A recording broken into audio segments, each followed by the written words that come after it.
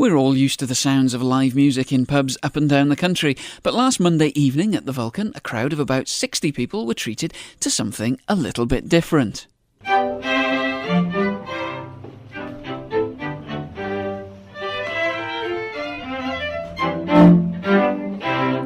This is the sound of Orion IV, a Cardiff-based string quartet who, when it comes to performing to the public, have a very different approach to music making. I spoke to Bernard Kane, the quartet's viola player, before the performance. It is a slightly different environment, but when we started off as a quartet, we decided we wanted to play music to everybody.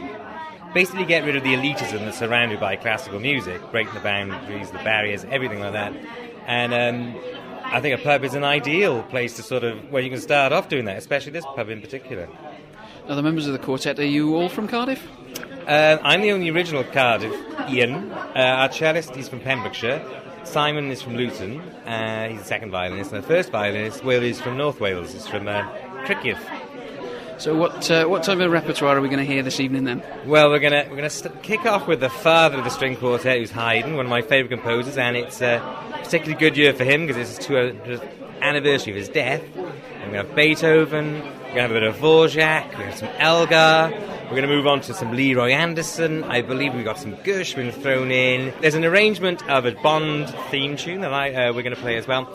And we're going to have a bit of Beatles, and ending up with some Carl Jenkins, who always do a bit of Welsh music, and finally Britney Spears.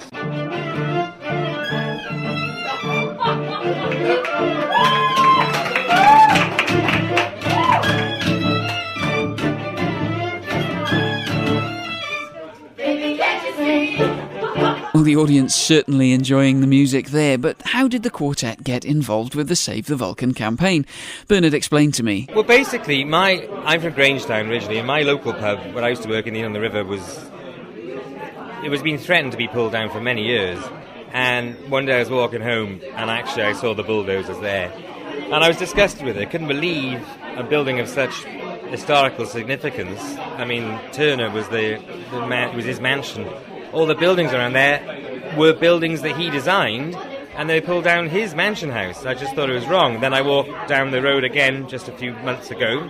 Plymouth Hotel in Grangetown pulled down as well. Unbelievable. And I just noticed this trend of these old buildings, these historical buildings in Cardiff being pulled down, and I just thought, it's got to stop. It's just, why is it happening, basically?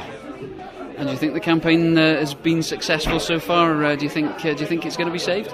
Well, I hope so. Many people I've spoken to are well behind it. I haven't spoken to anybody who wants to see it go, but there has been a bit of negative thing. Well, it's compulsory purchase order, blah blah, it's doomed, etc. But why they can't leave it as it is and build around it or whatever? I mean, it's such a charming place anyway. It's a great example of what it is to be a British pub. And the whole fact that it should be, we're even debating the issue just seems to be ludicrous.